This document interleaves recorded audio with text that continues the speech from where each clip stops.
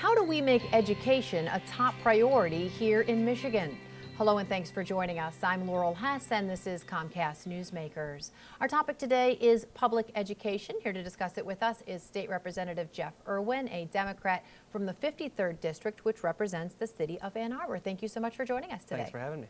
And you are big on the education bandwagon, certainly as most of us here in Michigan are right now, that if we're going to consider one thing as a top priority in our state right now and try to turn it around, it should be public education. Yeah, education is the most important thing that state government does for the people here in Michigan, and having strong schools and having strong universities is what's going to drive Michigan's economy forward. So then what do we need to do? Certainly all kinds of budget woes right now with districts claiming they don't have enough money to educate properly. Is that the only issue, or what other issues are out there, and what do we do to try to improve public education right now? Well, there's a lot of issues, and we need to focus on student achievement, but the funding is a big part of it. And the school districts are right. They don't have enough money. And the reason they don't have enough money is because Lansing's not sending the money down to the school districts where it's supposed to go. Back in 1994, the voters made a promise to our schools that we were going to fund them through Proposal A. And unfortunately, this year, the legislature drew about $1 billion out of the school aid fund to fund those dollars, put those dollars into other priorities besides our K-12 schools. They will say that they put the money into higher education. They moved some of that funding into trying to keep tuition costs down for colleges, which certainly we're all on board and in favor of that as well. Absolutely. I'm a huge supporter of higher education. University of Michigan's right in the heart of my district. The best economic development engine in our entire state is the University of Michigan.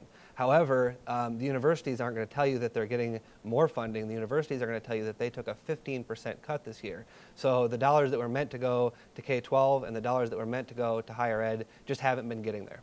Is that the only issue? Is it strictly a funding issue? If we poured a lot more money into public education, would everything be all better? No, of course not. We really need to focus on student achievement. We need to make sure we get literacy rates up. We need to make sure we get graduation rates up. And we need to make sure that we still have some of those elements in our schools that are important to build complete people. We need to have arts. We need to have athletics. These shouldn't be extras that parents have to pay hundreds of additional dollars to have their children participate in.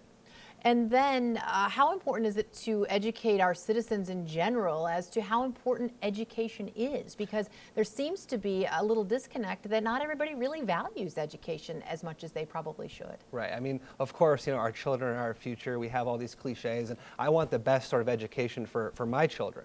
But it's not just about the future, it's about today. Property values are based largely on the quality of the public schools in the community that your home sits in, and that's the biggest investment most of our families have. Companies, the best companies with high-paying jobs that you can raise a family on, those kind of companies are looking for great communities to locate on. They're looking for communities with great schools, and we need to be that kind of place. And when we're talking about public education, we're also talking about higher education. So let's talk about colleges, universities a little bit. How do we, once we value that as something that we need, a college degree, how do we make that affordable for just about anyone? Absolutely. Well, when we cut our schools 15%, that's going to increase tuition. And most of our universities are looking at tuition increases in the range of 6 or 7% next year, which is certainly a big increase when people's incomes are going down and when our economy is struggling the way it is. So what we need to do is we need to make sure that we provide opportunities for our best and brightest to go to Michigan schools. One of the ideas that I've thrown out there is an income tax rebate such that you can get a loan to attend school. And if you stay in the state of Michigan and you pay taxes in the state of Michigan, some of those dollars that you're paying in taxes go to extinguish your loan. That would be a great way to provide an opportunity for smart young people in Michigan to go to school and to get a higher education, and it would be a way to keep them here in Michigan so that they're contributing their talents to our economy.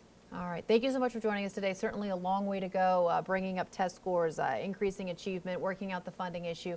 Hopefully we've got some smart folks in Lansing all working on that and getting that all turned around. Thanks again for joining us today. Well, thank you for having me. It's a tremendous honor to serve the great state of Michigan. Today's Comcast Newsmaker was State Representative Jeff Irwin, a Democrat from the 53rd District.